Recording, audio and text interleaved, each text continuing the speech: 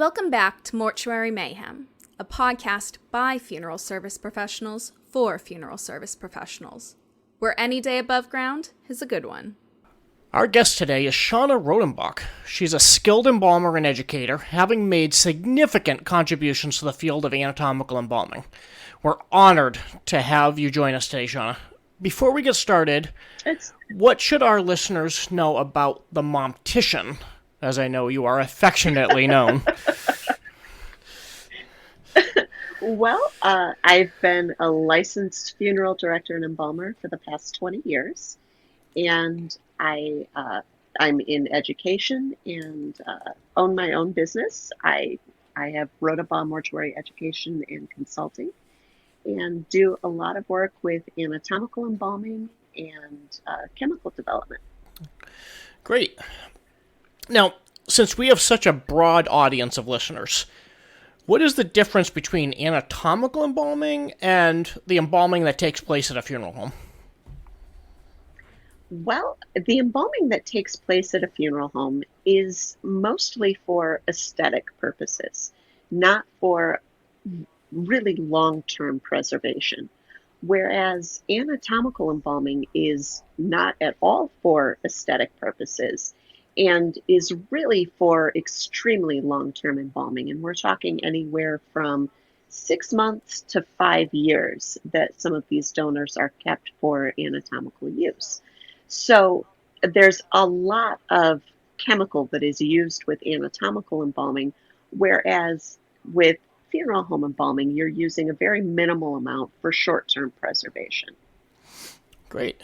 Now, how do we anatomically embalm? What does this entail?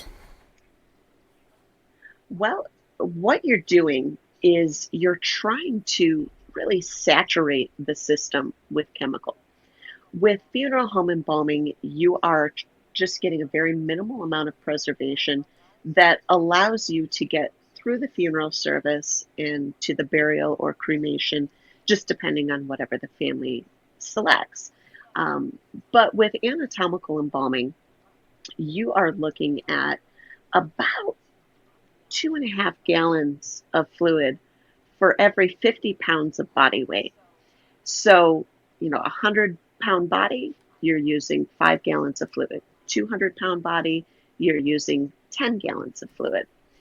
And when you're doing that, given the fact that the fluid weighs approximately 8 pounds per gallon, you could be adding to a 200-pound person another 80 pounds of weight just in preservation fluid. So that saturation of the system allows us to keep the body for a longer period of time and keep it constituted. In other words, keep it from drying out and keep it from decaying during the long-term use. With anatomical embalming, we also do not do any cavity treatment like you would with standard funeral home embalming. With standard funeral home embalming, you're going to use the trocar to go in and drain all of the fluid from the various internal organs and then replace that with cavity fluid. With anatomical embalming, since the organs are so critical for study, whether that's an anatomy class or whether you're looking at pathological conditions, you want to keep those organs intact. So the fluid that is going through the system, the excess is actually being stored in the various cavities. So the extra fluid is going through and preserving everything in the cavity without draining the excess fluid. Great. Now, is there any place where we have room for improvement within the field of anatomical embalming, and where would that be? Oh, there's lots of places that there are room for improvement. So with anatomical embalming, a standard anatomical donor is embalmed with a combination of formaldehyde and phenol. Formaldehyde and phenol are both very toxic chemicals. Formaldehyde is highly regulated by OSHA.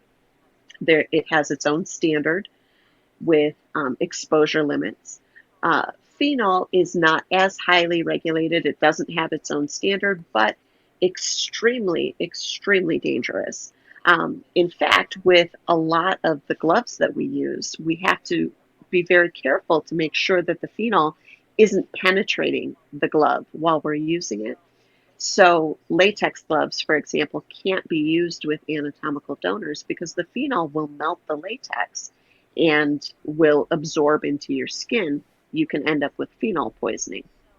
So the use of extremely toxic chemicals is almost contrary to the goal of anatomical embalming, which in many cases is the furtherment of medical science.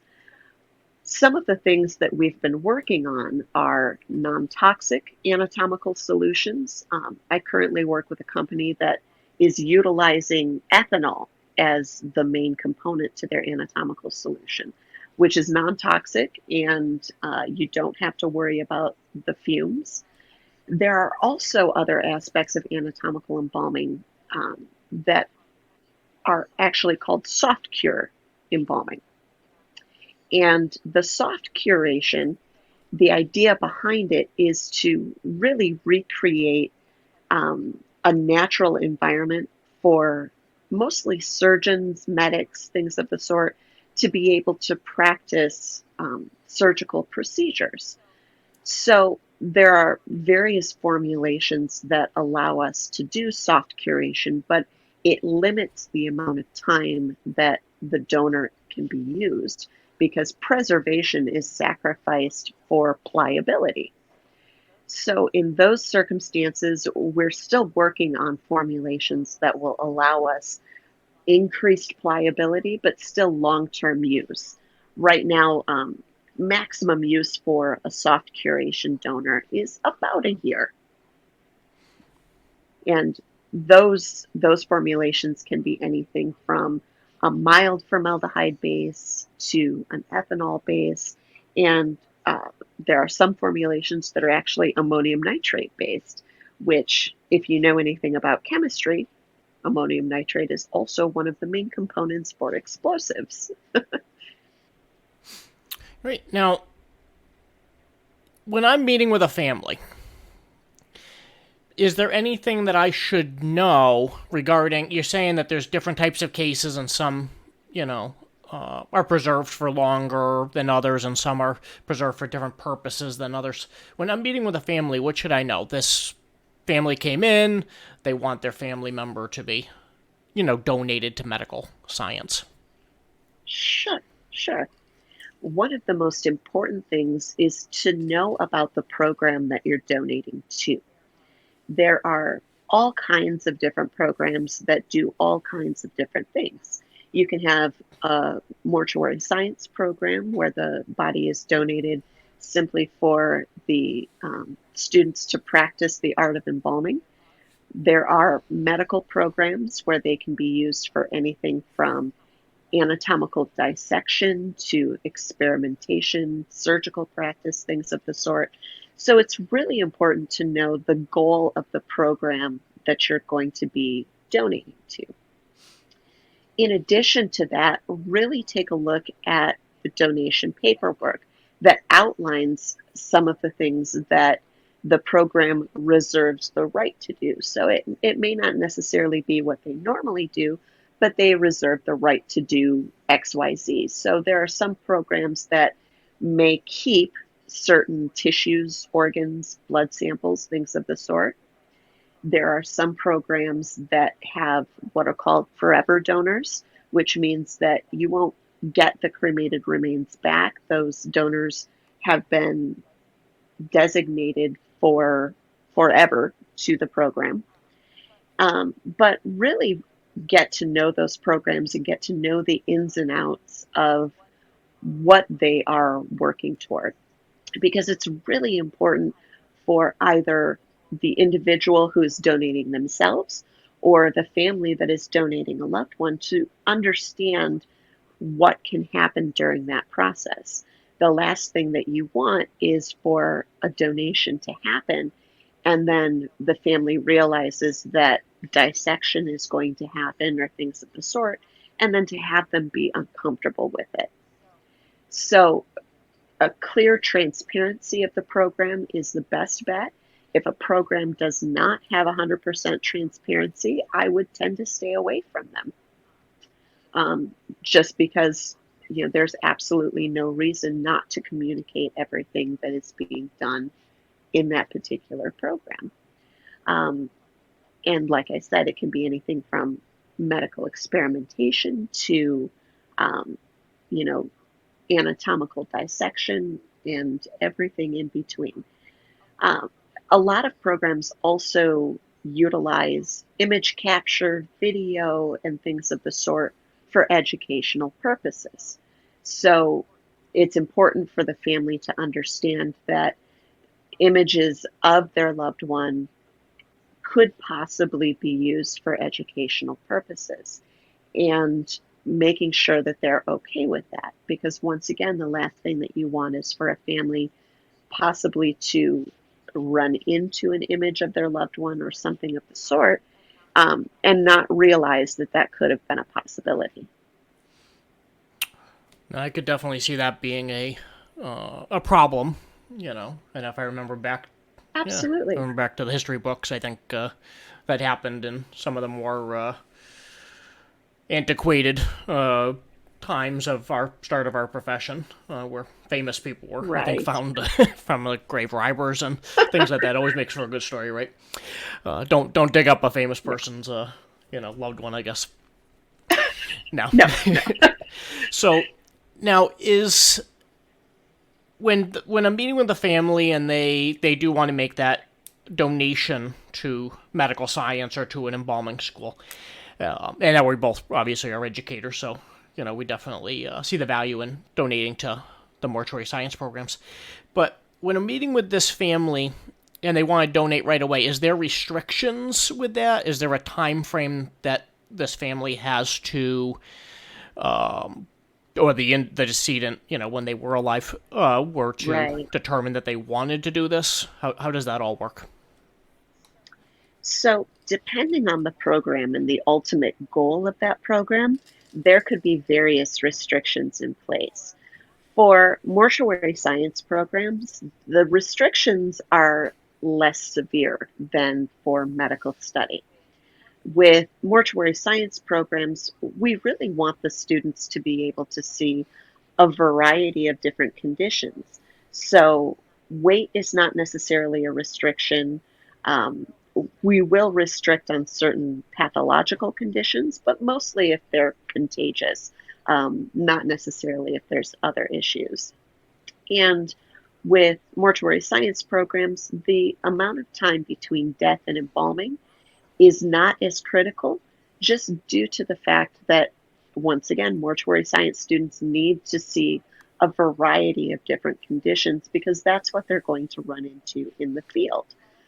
However, when you're looking at medical study, it's very important to receive the donor as quickly as possible once they've passed away, because the faster you can embalm someone, the more intact the organs are going to be and the less likely that decomposition has already set in. So typically speaking, medical programs will limit it to a day or two. Once someone has passed away, you've got a day or two in order to designate that individual to a certain program.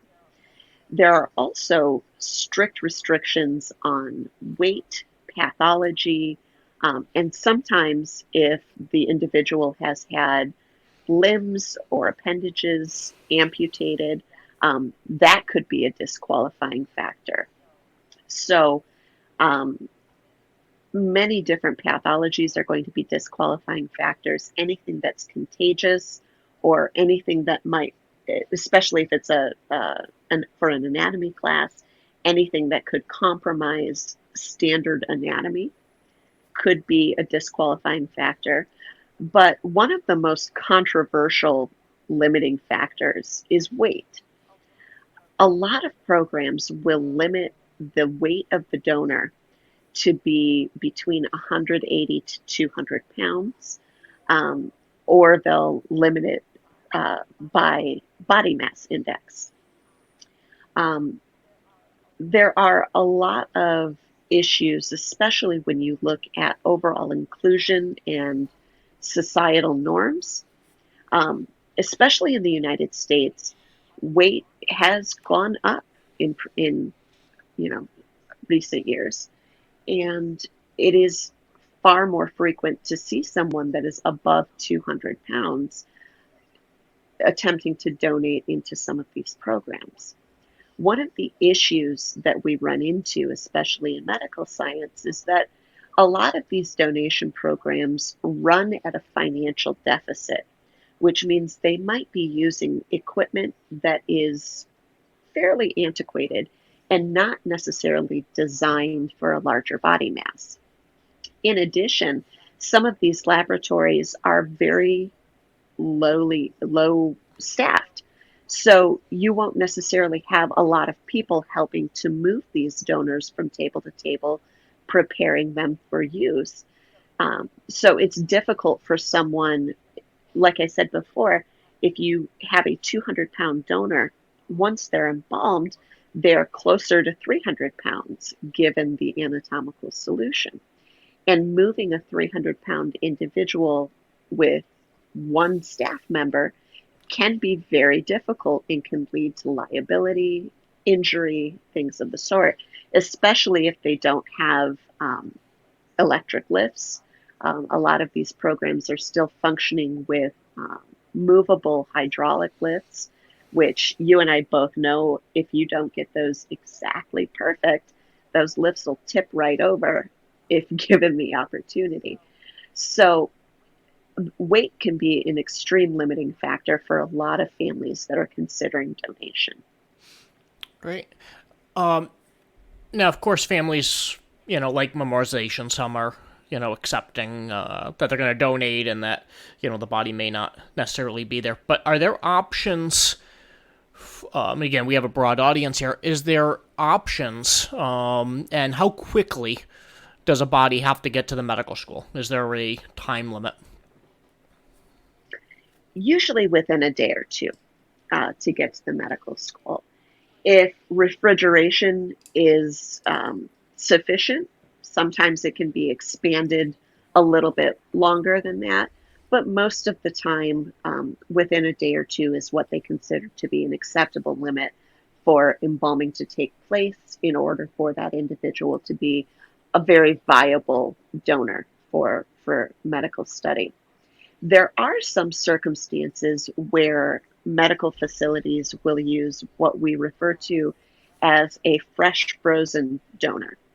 And those individuals, instead of going through the embalming process, will be completely frozen and will be utilized without any preservation whatsoever. And that is in the absence of being able to use soft curation methods so that surgeons, physicians can practice medical procedures, mostly surgical procedures, with a pretty normal type of tissue texture and pliability, which has become a very major issue in the field.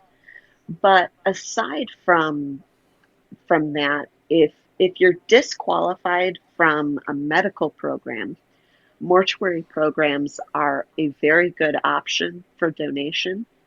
If you're disqualified from a mortuary program, there are not a ton of options out there post mortuary program. Definitely.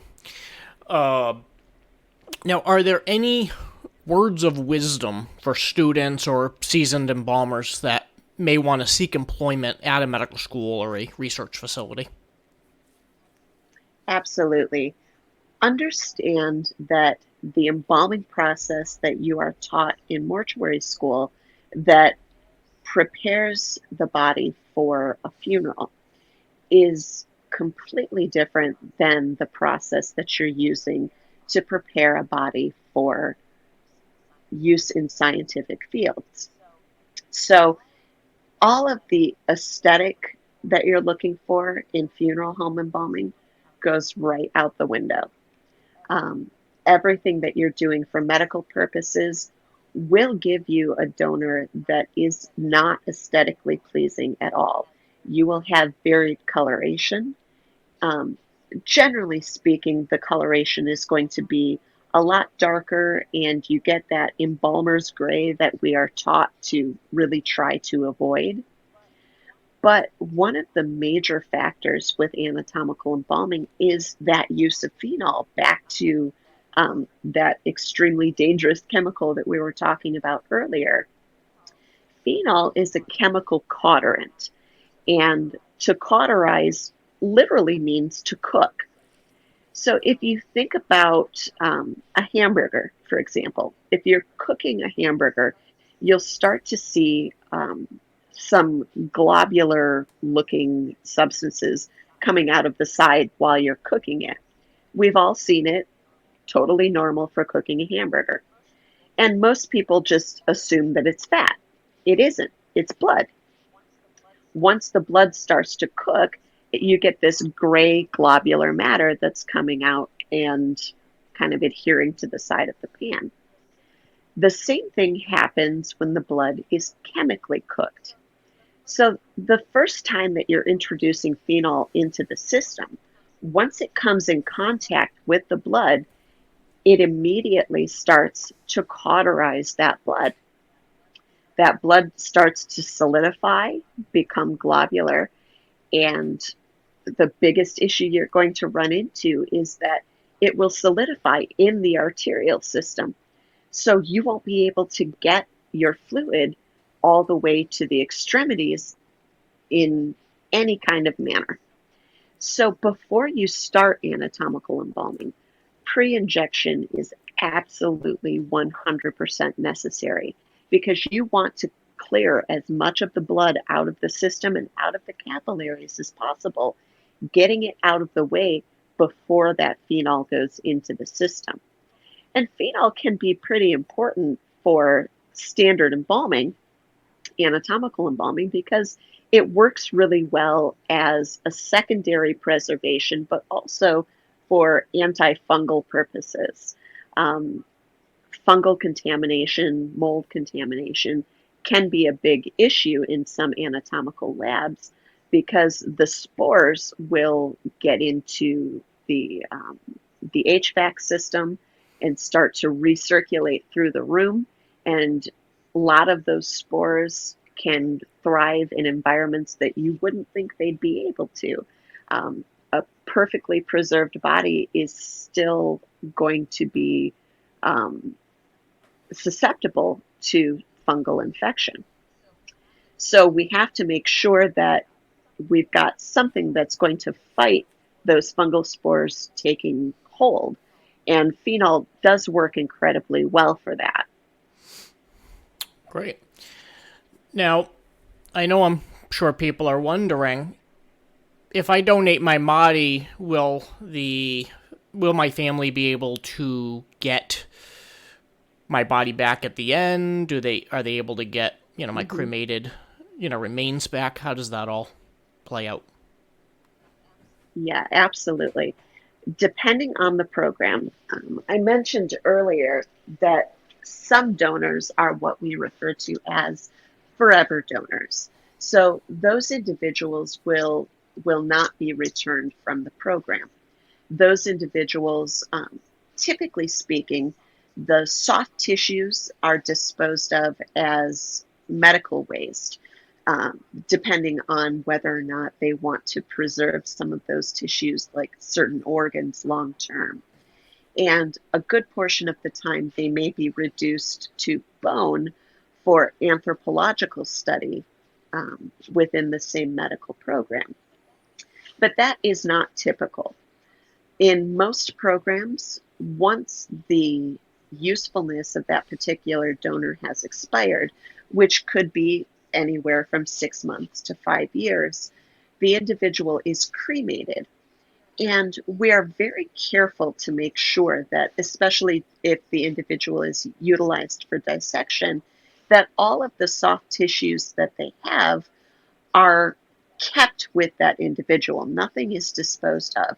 So that when cremation takes place after the utilization has happened, everything that that individual came with is cremated with them. And the families are welcome to have those cremated remains back. In some programs, family members may not want the cremated remains back.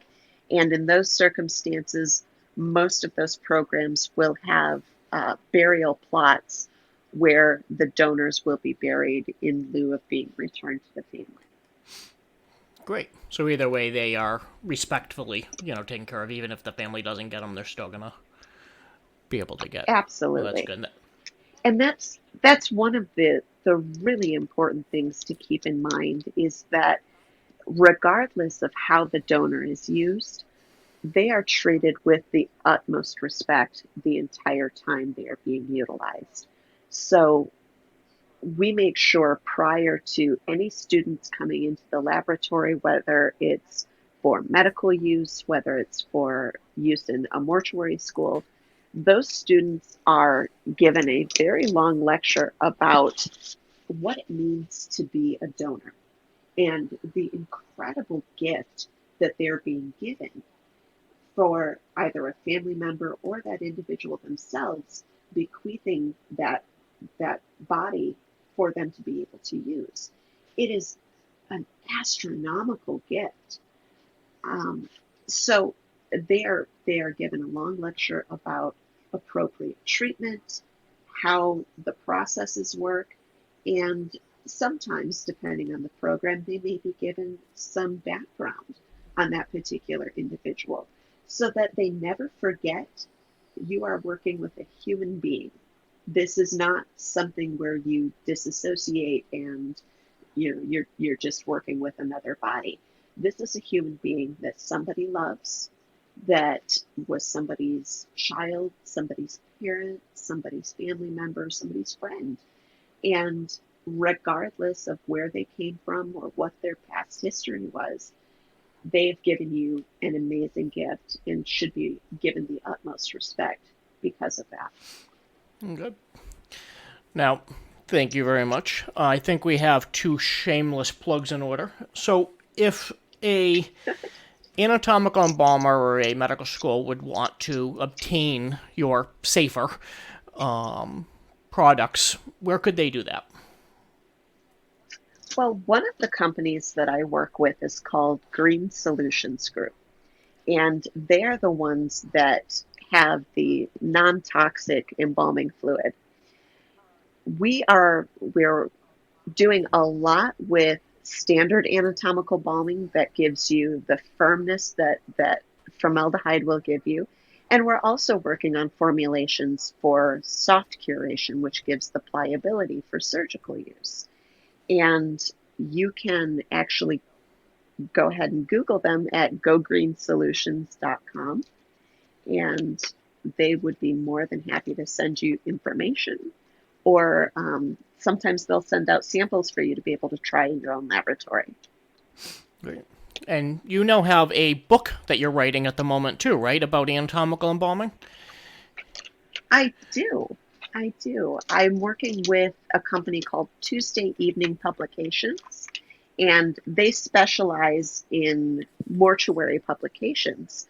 So I'm working with them, and we're looking within the next year to publish a book all about anatomical embalming and the ethical use of anatomical donors.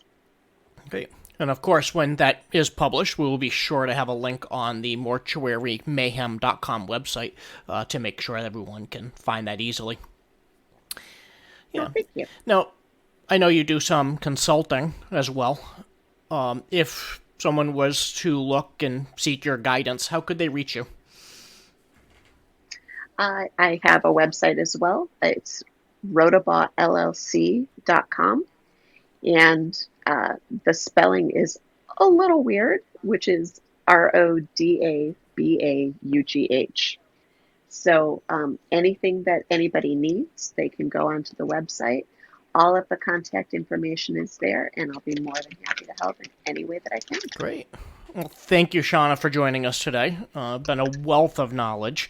And, of course, Shawna is a well-rounded wealth of knowledge, so she will be a frequent guest on our show, so you can look forward to that for future episodes as well. Thank you. Great. Well, thanks for having me on. Absolutely. We hope you join us next month for our guest, Bruce Likely, the president of TributeCast. TributeCast is the leading remote funeral attendance program. Join us as Bruce discusses how the industry has changed in light of families being able to remotely attend services and how we can better serve families.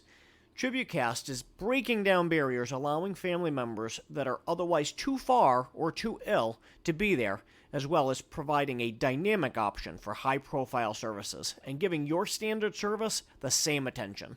Since the TributeCast team handles the customer service, you can focus on directing your services and not playing technical support. Also, announcing that you have the opportunity to travel with yours truly to Peru the summer of 2023. I will be leading a faculty-led short-term study abroad trip for 11 days and will move frequently, covering major sites of Peru, including 2 days in the Amazon with an indigenous tribe, and of course a day at Machu Picchu. For more information, visit mortuarymayhem.com and scroll until you see the llama. Thank you for listening to this episode of Mortuary Mayhem. For links to information discussed during this episode, please visit the website at www.mortuarymayhem.com. Do you have questions, comments, suggestions for topics, or want to be a guest on the show? Email us at podcast@mortuarymayhem.com. We should do this again sometime.